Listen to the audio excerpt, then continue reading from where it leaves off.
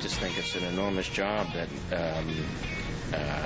is almost, I don't even know how you begin, but it feels like it is forgotten. It feels like, well, Herbert, would you say that? Would you feel that? It looks like somebody or whoever forgot about New Orleans, especially New Orleans in the Lower Ninth Ward. Who's that? That's Herbert Gettridge. He's alone in the Lower Ninth. Living there? Yeah, rebuilding his house, a plasterer by trade. He's lived in a house since the late 40s, raised his kids there. I think there were 9 children. His wife is in Madison, Wisconsin.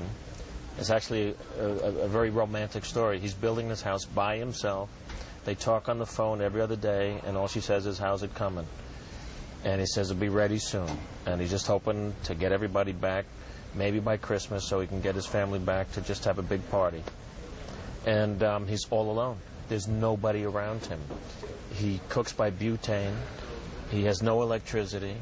He sleeps in this little house on a bed that's just mostly newspapers. And he works every day to rebuild his house. It's one of the most amazing stories I've ever seen in my life. I mean, that's one person caring.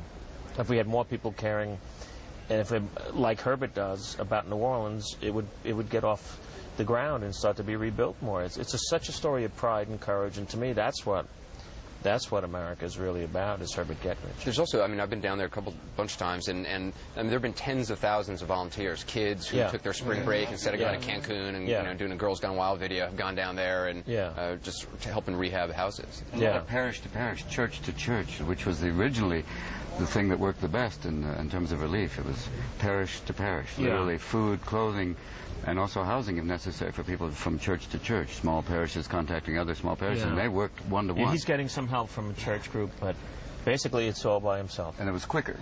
It would go through, there was no, and actually there was stories of people, like a lot of local relief organizations working, and then the FEMA people came in and cut them off, which was like, wait a minute, it's working. And they said, no, we'll take over. And then they took over and didn't do anything. I mean, if you were on the drawbridge going into that part of town, and you looked at the Lower Ninth, I don't know how many miles it is of nothing, you'd see one little light, and that would be him.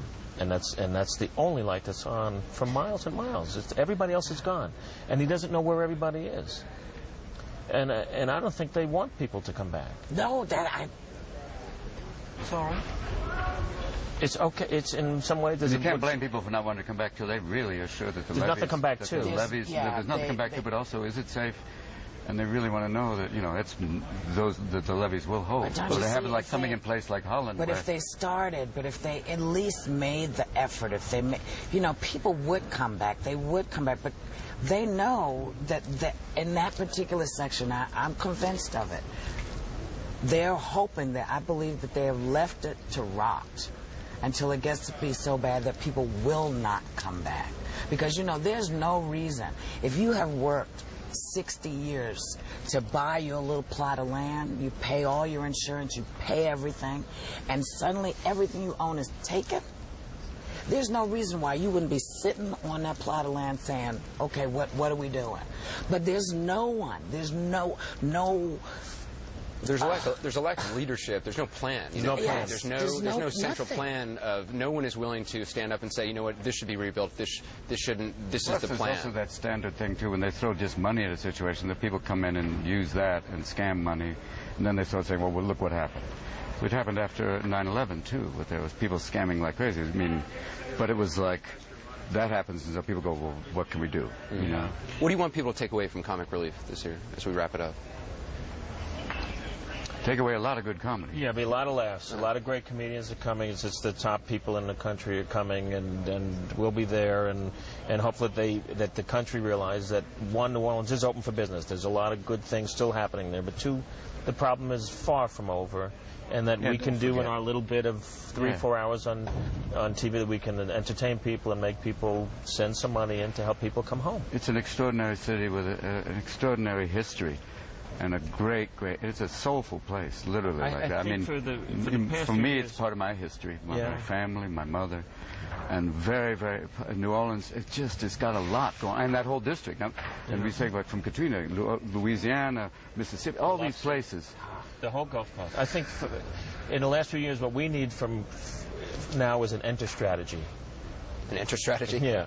I think someone's got to come in there and take over. I just got to ask you very, very briefly, Robin. I know a lot of people have been, were really concerned about you this summer when they heard you were going to rehab. How are you doing? I'm good, I feel wonderful. Like I said, it's kind of wonderful to get out of rehab and come to Vegas. Like, that's nice.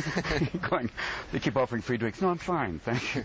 It's like taking... You were just seeing a pyramid in the last couple of years. Yeah, it's a real pyramid. It's actually here. I didn't know. There's an Eiffel Tower.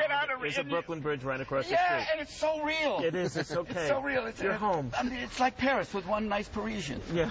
Come, sit down. I will talk to you in English. I love you. I want to thank Robin and Billy and Whoopi. Thanks, Anderson. Thank you. It's nice to be back. It's nice to be with you. Thanks for watching this special edition of 360. We'll see you later. Bye-bye. Bye-bye. Adios, amigos. ¿Cuántos miles? Anderson Cooper. ¿Quieres más macho? Anderson Cooper es más macho. CNN.